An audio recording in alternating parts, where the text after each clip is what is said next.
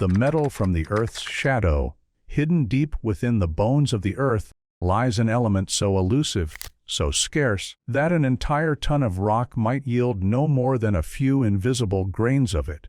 Its name is tellurium, from the Latin tellus, meaning earth. A poetic irony, because few things are rarer on Earth than this element itself. It's 8 times rarer than gold, more scattered than platinum, and yet, in our century, it may hold more power than either. For most of human history, tellurium was nothing more than an oddity, a chemical footnote tucked in the back pages of 18th century science. When it was first identified in 1782 by the Transylvanian chemist Franz Joseph Müller von Reichenstein, it baffled him. The strange silvery crystal resisted classification. It wasn't quite a metal, but it wasn't a non-metal either. It produced a faint garlic-like odor when touched, leaving a metallic taste that lingered for hours. For decades, chemists debated whether it was real at all or merely an impurity of something else. It would take nearly 200 years for humanity to realize that this peculiar, semi-metallic element, the one once dismissed as a curiosity, could hold the key to a cleaner, more self-sustaining future. Tellurium belongs to a family of elements known as metalloids, a class that walks the fine line between metal and non-metal. It conducts electricity better than sulfur but worse than copper. It shines like a mirror but shatters like glass. That paradox is exactly what makes it powerful. In the right configuration, tellurium can transform sunlight into electricity with stunning efficiency. But before it became a cornerstone of the clean energy revolution, it was nearly forgotten. For centuries, tellurium had no practical purpose. Small quantities were used to tint glass or strengthen steel alloys. A few chemists studied it for its strange behavior under heat. Others used it in experiments for ceramics and semiconductors. Its story might have ended there, just another exotic element known only to laboratories. Had it not been for a chance discovery in the 20th century, a chemical marriage between cadmium and tellurium that could change the world. Before that revelation, tellurium's presence on Earth was an afterthought of geology. When copper ore is refined, it produces a black, sticky residue called anode slime, the waste left behind after electrolysis. Inside that sludge, along with traces of gold, silver, and selenium, are microscopic amounts of tellurium. Every ounce of it we've ever used has come from this industrial byproduct. There are no tellurium mines. The metal doesn't exist in nature in concentrated veins or crystals like gold or iron. It hides instead in the chemical margins, locked within copper's byproducts, waiting to be extracted in laboratories rather than quarries. That's what makes it both fascinating and frighteningly limited. Humanity's supply of tellurium depends entirely on how much copper we refine. If copper mining slows, tellurium production collapses. In essence, one of the world's most promising green energy elements is chained to the fortunes of another. For most of the 1900s, that didn't matter. The world didn't need much of it. Even when tellurium was rediscovered as an industrial tool, its uses were small. Coating metal surfaces, improving thermoelectric alloys, making rubber more durable. A few military engineers experimented with it during the Cold War for radiation shielding and early transistor components, but demand remained tiny. In 1970, global production barely reached 150 tons. Most people had never heard the word tellurium in their lives. But quietly in research labs in the US and Europe, something revolutionary was unfolding. Scientists found that combining cadmium and tellurium produced a compound, cadmium telluride, that behaved unlike anything known in semiconductor physics. It absorbed sunlight more efficiently than silicon and could convert it directly into electrical energy with minimal energy loss. That discovery would not only redefine solar technology, but would also turn this obscure element into one of the most coveted materials on Earth. Before we reach that part of the story, though, we need to understand just how rare this element truly is. If you were to sift through 1 metric ton of ordinary soil, you might find less than a milligram of tellurium. Too little to see with the naked eye. For comparison, that's 100 times less than the amount of gold in the same soil. Even in the Earth's crust, it exists in concentrations of only about 3 parts per billion. Strangely enough, tellurium is more abundant in space than on our planet. Astrophysicists have detected it in ancient star systems and meteorites, suggesting that most of it formed in the violent collapse of supernovae billions of years ago. When Earth was born, much of its tellurium evaporated back into the solar nebula as gas, leaving the planet almost empty-handed. Today, known terrestrial reserves amount to roughly 24,000 tons, enough to fill a single modest warehouse. Most of it is found as a trace impurity in copper ores across the United States, Peru, Canada, Japan, and Russia. But less than a dozen facilities worldwide actually extract it, and almost all of them do so as a side operation to larger copper refineries. That scarcity makes it more valuable than it sounds. While gold and platinum dazzle investors, tellurium underpins something far more vital: the world's transition away from fossil fuels. Its combination of reflectivity, conductivity, and stability makes it an ideal material for solar panels, thermoelectric converters, and even next-generation computer memory devices. It's one of only a handful of elements now officially listed by the U.S. Department of Energy as critical for national security, and yet,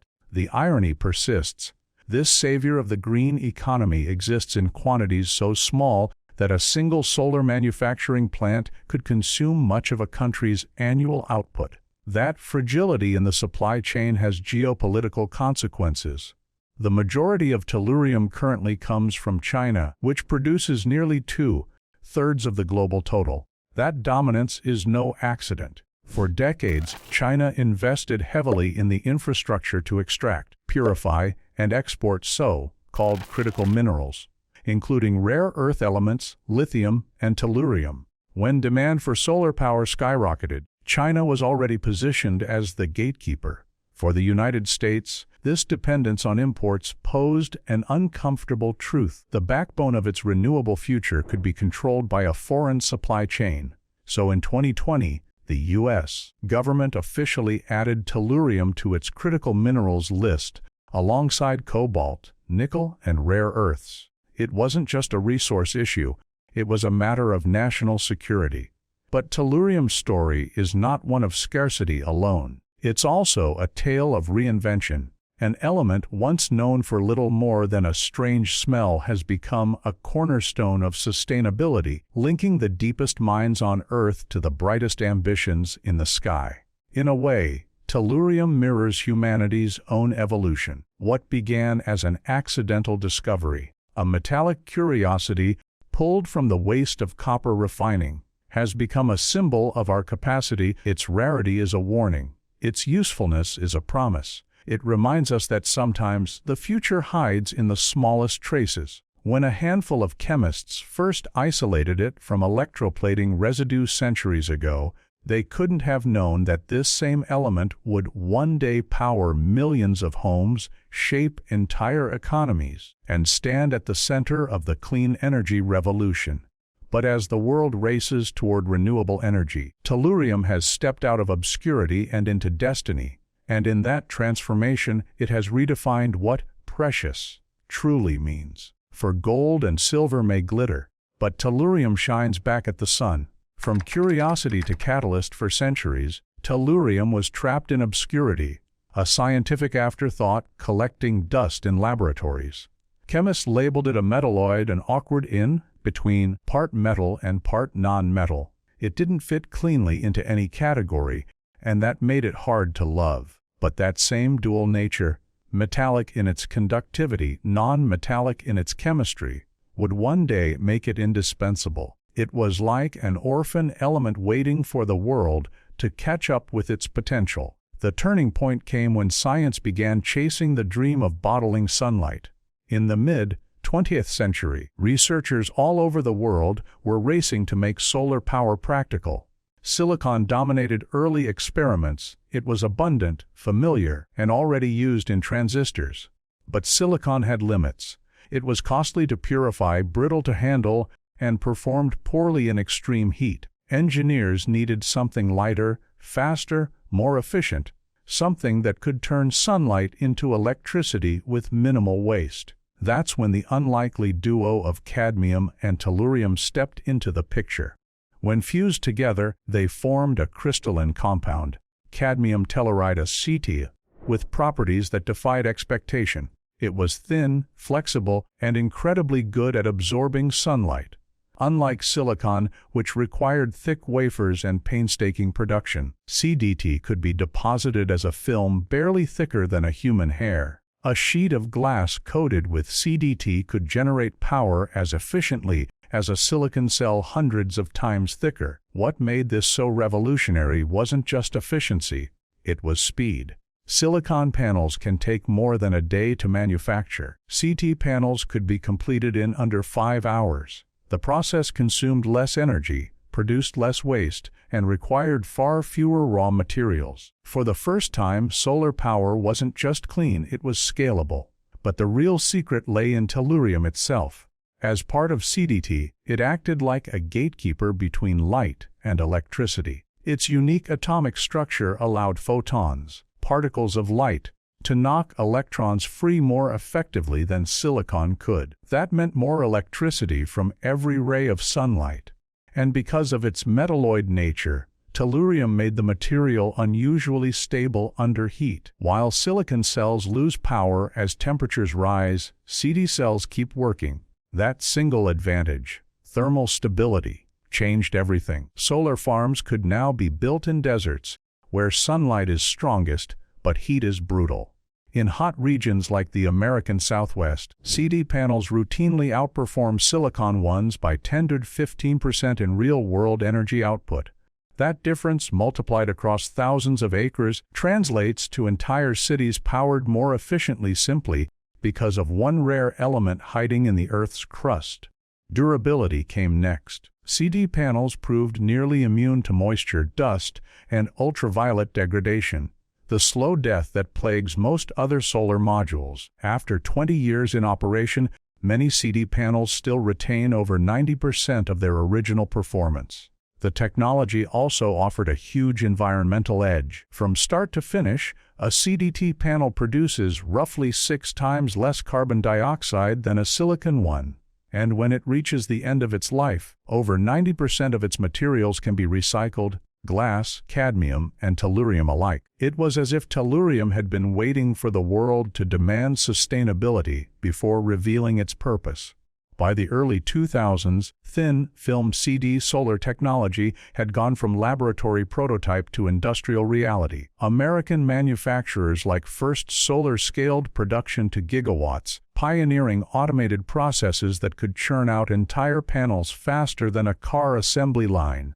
These sleek black modules began covering rooftops, deserts, and even floating platforms on lakes. Each CDT panel became a quiet testimony to the power of overlooked elements, proof that progress doesn't always come from abundance, but from ingenuity. The numbers tell the story. The global market for thin-film solar cells was worth roughly $4 billion in 2021. By 2027, it's expected to surpass $10 billion, with CDT leading the charge. Efficiency records keep falling. What started at 6% in the 1970s has now surpassed 22%, rivaling even the best silicon modules. And while that jump may seem incremental, every single percentage point translates into billions of kilowatt-hours over decades of operation. But there's a catch. Tellurium's incredible properties come with an equally incredible limitation: its scarcity. The average rock contains just 3 parts per billion of tellurium, roughly the equivalent of 1 grain of sand in a football field. There are no tellurium mines, no easy sources. It must be scavenged from the industrial leftovers of copper refining, recovered from waste sludge known as anode slime. Because of that dependency, tellurium production is tethered to the fortunes of copper. When copper demand dips, so does the supply of tellurium, and that's where the clean energy dream collides with geological reality. Every CDT solar panel, the most efficient in the world, owes its existence to this fragile byproduct chain. A slowdown in copper mining can ripple through the solar industry like a blackout. That fragility has made tellurium a strategic resource, one now tracked by defense departments and energy ministries alike. It's not just about powering homes. It's about energy independence. To understand why this balance matters, imagine the clean energy ecosystem as a living organism. Copper acts as the bloodstream, conducting power from solar farms to cities, while tellurium is the spark, the catalytic nerve tissue that converts sunlight into current. Without one, the other falters. Together, they create the circulatory system of the modern energy revolution. Yet the world's tellurium supply chain remains painfully narrow. In 2023, China produced nearly 2/3 of all tellurium on Earth, around 500 tons. Japan followed with just 68 tons and Russia came next with roughly 40. That means 3 countries controlled almost 90% of a resource essential to solar manufacturing worldwide. This imbalance isn't hypothetical risk, it's economic reality. When global trade tensions flare or copper output dips, tellurium prices surge. In 2022, a pound cost around 70. By the end of 2023, it was over 80. Those fluctuations might sound small, but for manufacturers producing thousands of tons of panels, they can add millions in costs. It's no wonder the United States placed tellurium on its list of critical minerals. Losing access to it could stall renewable energy projects, slow solar deployment, and undermine national climate goals. That's why American energy companies and the federal government have begun racing to secure their own domestic sources. A story that unfolds dramatically because somewhere in the mountains of Utah, inside a century-old copper mine large enough to be seen from space, tellurium is being pulled from the shadows again. This time not as a curiosity, but as a catalyst for the next industrial revolution. For now, though, the element remains both miracle and mystery, invisible, intangible, and irreplaceable. Every solar panel that glints under the desert sun carries a trace of it, a few grams of silvery gray metal that began its journey in the heart of molten copper ore. It might seem small, almost negligible, but those grams are transforming how humanity captures the energy of the cosmos. That's the paradox of tellurium. Too rare to waste, too valuable to ignore. It sits at the intersection of science, scarcity, and survival, the fragile hinge upon which the clean energy future swings. And as demand for solar power accelerates, one truth becomes clearer with each sunrise: our pursuit of light now depends on the rarest metal pulled from the Earth's shadow. The scarcity problem in the deep seams of copper mines, where molten rock meets the bones of the Earth, tellurium waits, silent, unseen, and inseparable from the metal that hides it. Every ounce of this strange element we've ever used has been an accident of geology, a byproduct of humanity's hunger for copper. That fragile dependence now defines one of the greatest contradictions in modern industry. The world's most promising clean energy material is locked inside one of its oldest, dirtiest extraction systems. When copper smelters refine ore, they separate the metal through electrolysis, running electric current through a bath of molten compounds. What remains at the bottom of that process is a dark, sticky residue known as anode slime. Inside that sludge, alongside traces of gold, silver, selenium, and platinum, are microscopic crystals of tellurium. Each ton of copper yields mere grams of it, and only a handful of refineries worldwide have the equipment or incentive to isolate it. That is how delicate the supply chain is. Without copper mining, tellurium quite literally ceases to exist in our economy. It's an uncomfortable truth because tellurium scarcity makes it both precious and precarious. In the entire Earth's crust, its concentration averages just 3 parts per billion. That's the equivalent of a single drop of ink in a swimming pool of water. Even platinum, long considered the standard of rarity, is about 10 times more abundant. And here's the irony that baffles geologists. Tellurium is actually more common in space than on Earth. Astronomers have detected it in the atmospheres of ancient stars, embedded in meteorites, and drifting in interstellar dust. During the violent formation of our planet, much of it simply evaporated into the solar nebula, carried away as gas before the crust had even hardened. What remains is cosmic residue, sprinkled through rocks like whispers of the stars that forged it.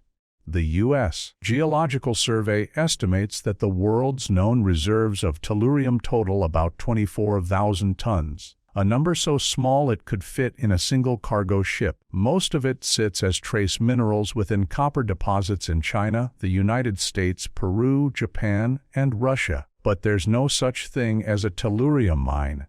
It is harvested from waste, not rock. An inconvenient truth for an industry trying to scale. That dependence on copper creates a chain reaction across the global economy. When copper production booms, tellurium flows. When copper slows, solar production suffers. Prices swing, investors panic, and renewable projects stall. The entire system, designed to liberate humanity from fossil fuels, is chained to the fluctuations of an unrelated metal market. And at the center of that chain stands China. For decades, China invested aggressively in refining infrastructure, not just for copper, but for every critical mineral that could shape the future. Lithium, cobalt, rare earths, gallium, all found a home in its vast network of state-backed smelters. Tellurium was quietly added to that portfolio. By 2023, China produced nearly 2/3 of the world's tellurium supply, roughly 500 tons per year. Japan followed distantly with around 68 tons, and Russia trailed with about 40. That dominance is more than industrial success. It's geopolitical leverage. When one nation controls 70+% of a resource essential to global solar manufacturing, it effectively controls the pace of the world's renewable transition. The United States learned that lesson painfully in 2019, when trade tensions caused rare earth prices to spike overnight. Tellurium, though less famous, was part of that same web. In that year, 95% of all tellurium used in the United States came from China. Every solar farm, every new renewable project, every research lab working on thin film panels was tethered to imports from a single source. A trade conflict or shipping disruption could have halted production nationwide. The clean energy revolution had an Achilles heel buried half a world away. But in the last few years, that dependency has begun to crack. America, driven by equal parts necessity and ambition, is rebuilding its tellurium supply chain from the ground up, starting in the unlikeliest of places, a century-old copper mine in Utah, nestled in the Oquirrh Mountains near Salt Lake City. The Bingham Canyon Mine, also known as Kennecott, is a scar in the landscape so vast it's visible from orbit. Nearly 4,000 feet deep and 2.5 miles wide, it's the largest man-made excavation on Earth. For more than a century, it's produced more copper than any other mine, over 17 million tons since 1903. But now, under the management of mining giant Rio Tinto, it has a new purpose. In 2022, engineers at Kennecott began pioneering a process to extract tellurium directly from the mine's copper byproducts. The logic was simple: if tellurium is trapped inside copper, then the mine that produces the most copper should be able to unlock the most tellurium. Using advanced electrorefining and chemical separation, Rio Tinto built an on-site recovery facility capable of isolating the element with unprecedented precision. When fully operational, Kennecott will produce about 20 tons of tellurium per year, worth roughly $3 million at current market prices. That may sound small, but in the global context, it's transformative. In 2021, the entire planet produced only about 85 tons of tellurium. 20 new tons represent a measurable shift in global supply and a symbolic shift in independence. The recovered tellurium doesn't just sit in storage. It flows directly into a new domestic clean energy pipeline. After refinement by North American partners such as 5N+, the material is delivered to First Solar, the United States' largest manufacturer of thin film CDT panels. Each shipment becomes part of the black glass modules now spreading across the deserts of Arizona, California, and Nevada, solar fields that glint like mirrors, powered by a metal once thought useless. This collaboration marks something deeper than industrial efficiency. It's a strategic resurrection. For the first time in generations, the U.S. can produce, refine, and deploy its own tellurium without foreign dependency.